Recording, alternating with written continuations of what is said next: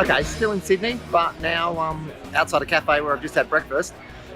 I wanted to talk a little bit about regional migration. So it's certainly the theme of the moment, and having been heavily involved in the MIA holding conferences on regional migration, and generally in doing my best to promote regional migration, I can make a few comments on this. There isn't any finalised sort of suggestions as to what type of developments there might be, but I would suggest there's a couple of visa options that the government is looking at. We do know that they're looking at a agricultural visa, so I'm looking forward to that. Is it going to be a development grows out of the seasonal worker, or are they going to create something separate? That's one area of policy development that they're talking about. The other thing that is definitely being considered is a type of visa which has an incentive for people to move to and live in regional areas. And I think this is going to be some sort of similar rework of something that already exists. So it's not a radical idea to have a condition which says that for your temporary visa, if you want to progress to permanent residency, then you need to live in a regional area. So I think that's where we're going, and I think that's going to be a visa.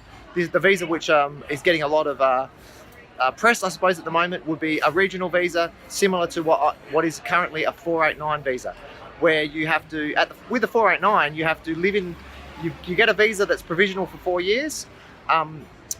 If you live in the regional area for 2 years and work full-time for 1 year in the area, then you can progress to the next stage, to permanent residency. That's the sort of thing I think we're going to be getting in the regional space, but I'm very open to what they actually announce, and have been actively following up with a number of politicians and other people, state government bodies, and in relation to this. Anyway, I think my taxi's here for the moment, so I might sign off. How you feel to be a immigration lawyer to helping people to come to Australia, on immigrant visa, and explaining all these things. How's your feeling about that? Okay. Basically, I think it's a fantastic job for me to be able to do it.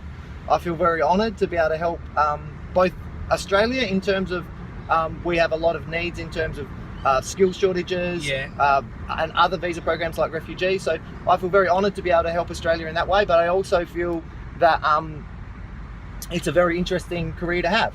So I get to deal with a lot of people, talk with people, and help them. So I very much enjoy working in this area. I would say you have to keep up with your changes. So it's not something you can't rest on what the policy was a year ago, 2 years ago. Really the case that you've got to be, as a migration lawyer and migration agent, got to be following the changes, updating your clients regularly. But I love being an immigration lawyer and helping people to come to Australia. So thank you for the question, and you're most welcome. It sounds great. Yeah. Awesome. So it can't all be positives. I'm going to have to talk about some of the negative developments in immigration policy of late. So there have been new requirements imposed on the RSMS and also on the 482 in terms of work experience. The work experience requirement of 3 years work experience, full-time work experience in relation to the nominated occupation, and a similar experience requirement of 2 years for the 482 are proving to be a great barrier for many people who are looking to migrate to Australia or to get a temporary work visa.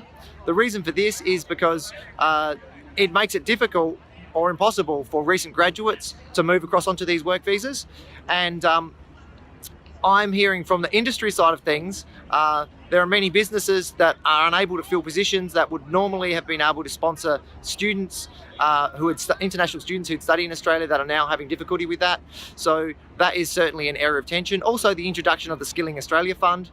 Feedback from agents around Australia, migration agents around Australia, and migration lawyers is that Skilling Australia Fund is certainly, it's reducing the number of visas being lodged in relation to employer-sponsored visas. And so this is a concern because the objective of the Skilling Australia Fund is to raise money to train Australians. But if the fund is set up in a way that it's very expensive, what it's actually doing is it's acting as a disincentive for employers to sponsor. So we're getting less applications, and it's not going to raise a great deal of money because there's not many applications going ahead. So maybe there needs to be a slight adjustment in relation to the Skilling Australia Fund to reduce the amount that has to be paid. If they were to reduce the amount that had to be paid by the businesses, there might still be a healthy level of applications going ahead, and they might raise some money and still manage to have Australian businesses able to sponsor employees for areas of skill shortages. Okay, so I wanted to finish off on a couple of the key issues of the moment in terms of Australian immigration. I keep hearing about it, and there are lots of concerns about a potential regional visa, and the idea that there might be a visa which involves conditions which makes people live in regional areas. So this is a proposal, and it could be something that it is something the federal government's currently looking at, but it currently isn't in place.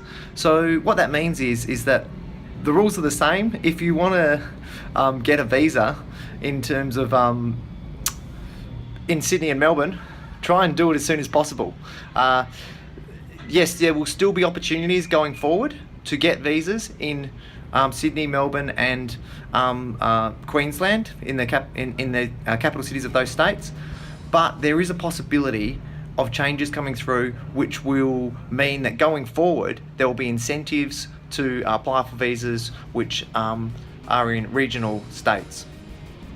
So that's what I can say on that. The changes aren't here yet, but there is talk of it.